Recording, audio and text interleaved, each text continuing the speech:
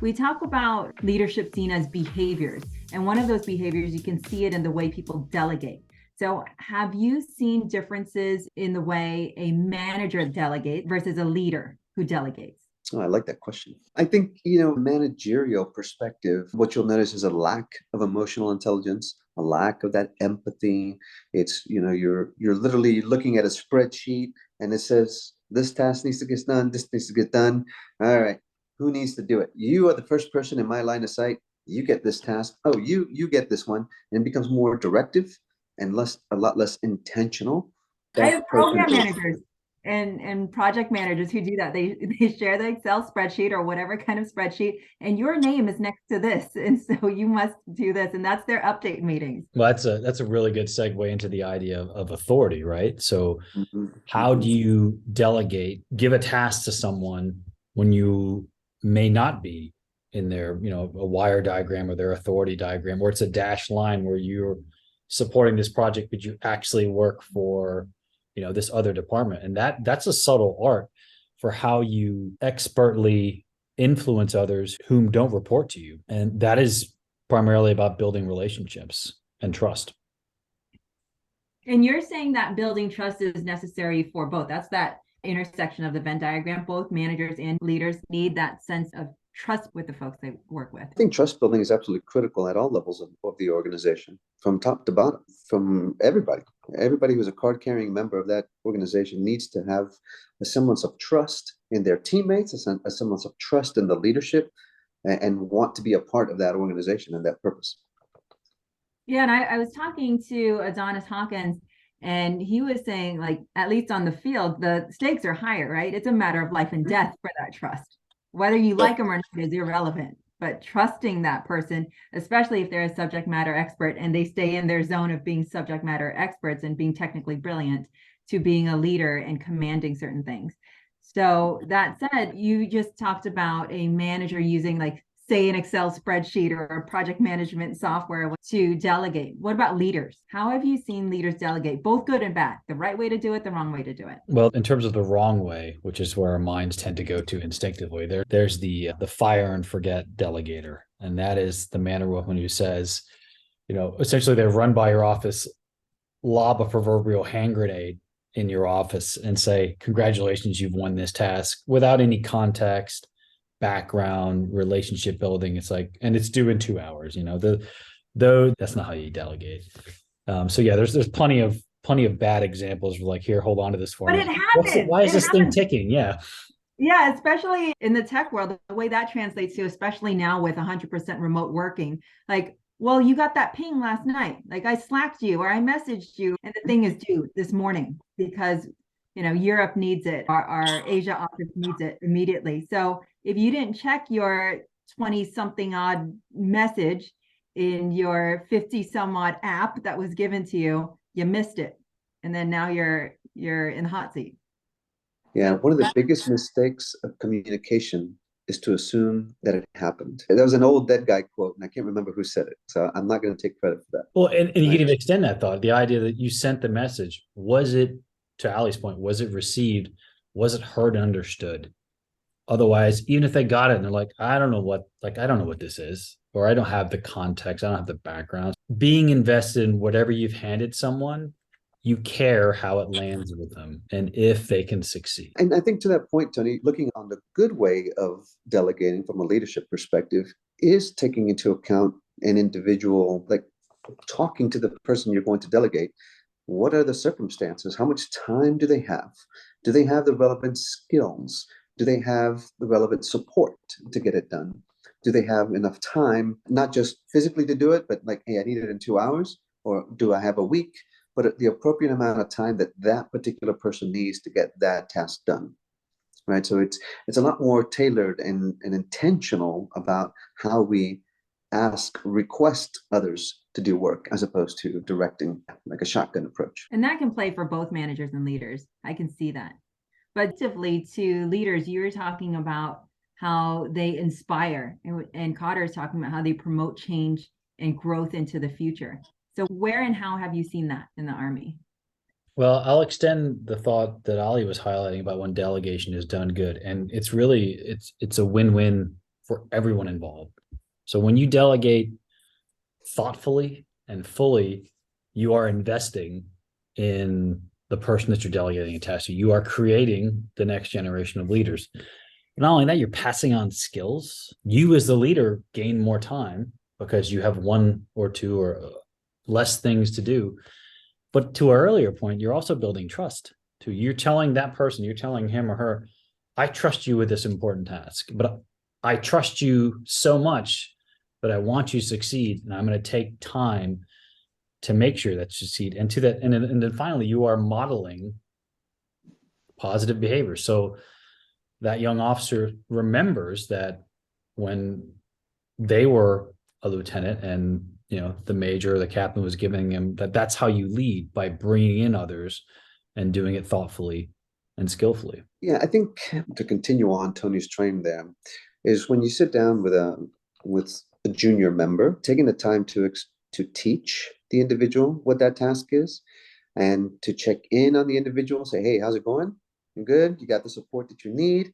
How's it going? What are you going through right now? What are the tough spots that you're going through? And then being able to provide that support. It becomes part of that mentorship aspect as well. It's not just that one moment where you give them the task, it's those check-ins in time afterwards. Yeah, great point. Being a leader and delegating, it sounds like what you're saying is more of a strategic relationship building throughout one's professional career or in the Army. It's not just that one task, got to do it, checklist done, go. Yeah, I think in the context, from our experience, Ollie in Air Force and mine in the Army, I think delegating is part of a long-term investment in others.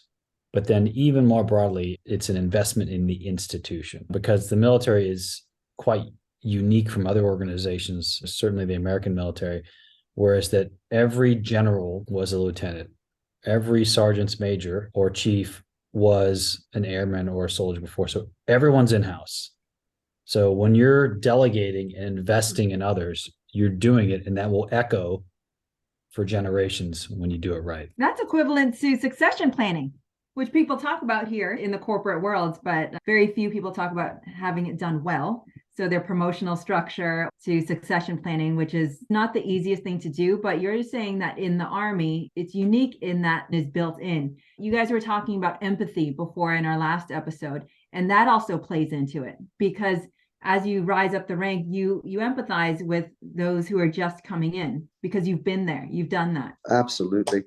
And Tram, I want to touch a little bit on succession planning, because that is such a big deal. That's one of the powers of delegation, is to build that succession plan, to enable that succession plan. So a very good example would be, I know that I am moving, I'm changing jobs in 6 months, right? I have a couple of young folks here that have a good understanding of several of the tasks. So I'm going to allow them to brief the general. I'm going to put them in front of the big bosses, or to whenever people come to visit and you show off the organization, put them in charge of organizing and walking around. I've already done that 1,000 times. Can I do it? Of course I can do it. But they haven't done it yet. So I'm going to take this opportunity to let them do it, but not let them fail, right? And guide them and give them pointers so that they execute to the best of their abilities. Question for you, because this often happens to my tech audience. Who looks for those opportunities? Whose responsibility is it to look for those opportunities? The leader, not the manager, the leader. The leader can be 24 years old. He doesn't have to be in a formal leadership position. It is someone who steps out there and says, hey, this new intern here, he's only got another month left. And here's an opportunity for them to get an experience, an exposure to something new. So I'm going to let the intern do it. And it's amazing what those hands-on experiences can do for somebody. Well, that's the way to do it. I mean, everything else is conceptual. All of these e-learnings that come out about leadership and get your leadership degree and certification and whatnot, it really comes to life and really becomes a truth when one actually experiences it. I mean, both the goods and the bads of presenting in front of all the executives or something like that, right? Yeah, there's a quote that comes to mind. Leaders don't create followers, they create more leaders. And they do that through all the things that we're talking about tonight. It's a classic now, right? Simon Sinek's why, or start with why. Do you see that as part of delegation of a leader? Absolutely. I mean, that's how you would open. It's like, I need you to do this. And then why? Otherwise, you've given them a task with no context. It's this single thing. But if you explain to them the connections, the meaning, the value, who it impacts, good and bad, absolutely. You got to tell them why you want them to do something. Now, there's sometimes when you're in a high stress circumstance where there's not enough time to go through that. But ideally, before that, you built up enough relationship. And as you talked about earlier, you built enough trust. But when you don't have the time to explain why, they trust that you know why, and that's okay. To Tony's point, that trust, especially when you move into a high stress environment, and that can be a merger and acquisition, right? That can be a difficult conversation. It doesn't have to be people shooting at you. There's anything that creates a high stress environment. When you have invested in those relationships and that trust building, when you get to those high stress environments, because it will come, that's when you can say, hey, get the door, do this, do that. You can become directive, but everybody's there with a common purpose. Everybody understands the bigger why because we trust each other. Yeah, I think that that's important. And what gets missed in organizations now where everything is very fluid, they like the chaos, the disruption. You're pretty much a veteran if you've been at this company for 2 years. And so building that succession plan and trusting relationship, to me, I would think a 2-year relationship, especially remotely, is not that easy. It would be tough for me to really trust a person and understand when they've sent me, here's the drive with 100 different files. You have all the context now. Go and complete these tasks. That would be tough. I think that's tough for a lot of my engineers and scientists whom I work with to, what do you want me to sift through and why do you want me to sift through all of these things and what am I supposed to complete? I don't get it. Even though they've worked with you for 2 years. I think that would be tough. Well, I'm going to go back to the whole management leadership conversation. A manager is going to send you an email with all the information that says, hey, read through this, get this done by X date. Okay, got it.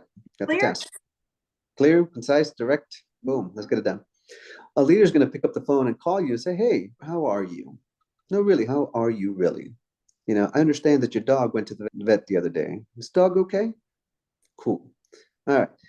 Here's the task that we have, right? This is why we have to do these things, right? When can you get it done? And there's active and intentional involvement. I asked that because as parents and you guys as dads, I'm assuming you guys have heard the why, the big question, why. It's usually kids don't come at you and they say, what? They'll say that only if they're like locked on the screen and then you're trying to call them for something. But generally, right, toddler age, why? Why is the primary question? And it's a darn good question. What I struggle with is not the why, but the whys. When it's a steady string, it's like, okay. It's like at some point you have to trust that I'm not just doing this to make your life unpleasant. But that's a good practice in delegation, isn't it? I mean, even in our personal home lives, right? To delegate. And we were just talking about the benefits of that. I mean, any similarities you guys see as ads, the benefits of delegating, because I'm sure you're investing in the future of our kids. I mean, that's one of the first things we think about, right, as parents. Oh yeah, my 5-year-old just hit me up with that why question today. I said, because I said so. No, that's not the right answer. That's not the right answer. But that is an answer, isn't it? I mean, that's realistically an answer that we get from managers or that managers give. I'm really glad you said that, Tram. That's right. That is a managerial answer because I said so. But if you're going to be a leader, the question is, the reason why I'm asking you to do this is because X, Y, Z. These are your consequences. I understand how you feel about this. However, blah, blah, blah, blah, blah. When you said that, Ali, because I said so, and it reminded me of a thought that was shared with me when I was very junior in the Army. It said, someone told me, if you ever have to tell someone that you're in charge, you lost a battle. Mm-hmm. You don't, if you're at that point, something's gone wrong. And that fits very neatly into what we're talking about today. Yeah, I can see that. That's a good line. I would love to hear either one of your stories when you've delegated, good or bad. The bad ones are always fun too. You reflect back on, I could have done that differently, or that went pretty well. I'm drawn to the idea of creativity because one story doesn't come up, but a string of stories. And this is something I think we talked about when we were talking about the benefits of delegation. When you give someone of a different background, a different story, when you hand them a task and you give it to them in a meaningful way, you're tapping into a whole different person. and then persons behind that. There's a countless number of stories when I've asked them to bring me a solution without just prescribing it very specifically, where I've been incredibly surprised at what's been shared with me and amazed at the creativity. So not a specific story, but there are many moments where I've said, please, I need you to solve this problem. And when you've done it in a meaningful and thoughtful way that's anchored in trust, you will be surprised by the creativity that people will bring to you. It's also giving them guidelines, but not the prescription. I've had it where it's too loose. Like there are no guidelines at all. Like the sky's the limit. Do whatever you want. And then when you present a solution, either A, B, or C, none of them work because they're all impossible because there are no guidelines. So guidelines are necessary, but not the full prescription. So somewhere in between, like full-fledged open slate to being very rigid. So somewhere in between there. I think it goes back to what we were saying earlier. Like you start with why, right? This is why we're doing this. This is the problem statement. This is what we're trying to solve. This is why. You figure out how to come back with those solutions. So one of the things that worked for me, I was thinking about this, a personal example. When in my last assignment, actually, we were deploying a new capability to another location, right? And so it'd never been done before, but theoretically it could work. So we started the conversation, and it was a group of like 30 people, subject matter experts, engineers. We had project managers. We had the whole team in there. And so we started with, well, this is the task we need to do. We have to get this equipment to that place, set it up, and make sure it works, right? In a remote environment, never been done before. And of course, you get a lot of naysayers. Oh, can't do that. There's this, that. It's going to take too much time. Blah blah blah blah blah. And so what I instilled in my team was a philosophy of how to get to yes, right? I don't want to hear I can't do it. I don't want to hear it costs too much money. I want to hear it can be done, and this is how. It's going to take 10 years. It's going to cost $30 million, which all of a sudden becomes unrealistic, but we know it can be done, right? So play with the impossibilities. Exactly. Gives that creative open space. Yeah. And then what ends up happening is then everybody tosses in ideas, and then as a collective, in a collaborative fashion, the group comes up with the way forward. It wasn't top-down directed. And it isn't any one individual. It's bringing all the players and all the minds, all the thought leadership into one room and collaborating. It's bringing the genius of all these brilliant engineers, the coders, the business managers, the budgeteers, if you will, right? The accountants. It's bringing everybody together and everybody offering their expertise to create the best possible solution. Awesome. Tony, anything else to add before we check off here? No, I don't have anything to add. It's been a lovely wander through leadership, managing, delegation. I always appreciate these conversations. Thanks. Thank you, both of you. You guys are always so fabulous in the world of leadership and how we can learn from different organizations, different facets, different backgrounds. Like I don't have that Army and military background. I came from there, but I don't personally have any backgrounds in it. And I always learn from you both. So thank you so much for your time. Thank you for being here today. And we'll see you guys next time. Thank you so much, Tram, for having us. It's always a pleasure. Tony, let me delegate to you if you can just stop the video. Because Graham, I'm gonna need you to explain. Can you tell me why? because I said so. That's what I just said. On that note.